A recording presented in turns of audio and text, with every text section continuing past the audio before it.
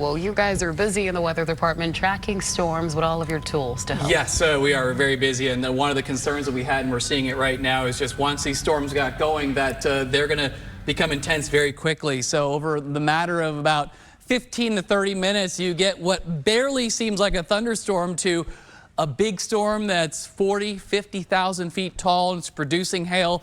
And that's what we're seeing right now. In fact, we've got quite a few severe thunderstorm warnings. And these storms, like Nick mentioned a moment ago, they're moving very quickly, moving 40, 45, 50 miles an hour. So let me start you out here on live radar. And things are pretty quiet, at least in the metro. We had that one big storm that rolled through downtown. So we're quiet downtown in areas off to the west. But if you live closer to Kearney, you have that severe thunderstorm warning. You still could be seeing some quarter-size hail right along I-35 near Kearney, near Mosby, Liberty. You're kind of on the back side of the more intense area of this thunderstorm here. Still seeing a decent number of lightning strikes out of that one. Then as we go a little bit farther to the north, we've got a few more downpours just to the east of Lathrop. And then as you go just north or to the north and west of Cameron, between Maysville, Winston, and Kidder, you've got this other thunderstorm here that also could have some quarter-size hail. And these are all lifting up to the north pretty quickly, like I mentioned, between about 40 to 50 miles an hour. And then farther south,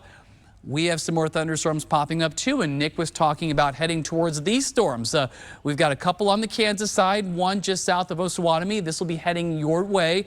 Quarter-size hail, maybe upwards of half-dollar size hail, especially we're seeing more of these magentas and even some white popping here. And the good thing with live radar, not only does it update every minute, but it also is helping us out here with seeing those areas where we had that higher intensity in these thunderstorms really well at that finer detail. Paola, you've got a stronger thunderstorm right overhead, and then back over on the Missouri side, just to the west of Adrian and Butler, another severe thunderstorm warning.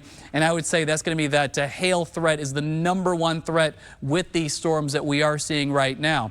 That being said, we do have a tornado watch for most of the area, and this is going to go until 9 o'clock this evening. So we also want to monitor for that possibility of 1 or 2 tornadoes. And with the timeline, with the threats that we're monitoring for this next several hours here with these storms as they move in, here's what we're thinking. So mainly between now and 8 o'clock, we're going to see that greatest threat of thunderstorms. They're moving fast, so getting closer to 9 or 10, those storms are going to move out of here. So we'll get some drier weather for late tonight. Now the risks or the hazards, large hail is a primary threat. We're seeing that right now.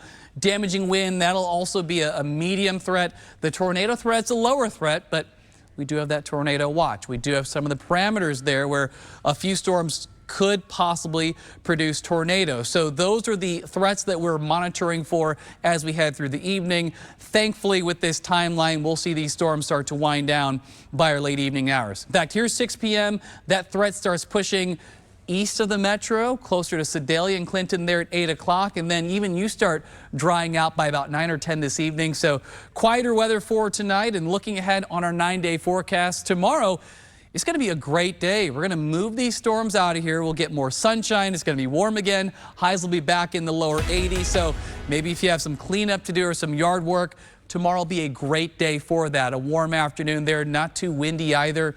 Midday temperatures in the middle 70s, lower 80s for the second half of your Thursday. Friday, that is an alert day. We have that risk of severe weather Friday afternoon to the evening. Thunderstorms will have a lot of energy to feed on, as you can see here. A cold front comes in too, so we have that potential of seeing severe weather Friday afternoon into our early evening hours. Breezy and cooler for the weekend after that. And then next week, we'll start to warm back up into the 70s.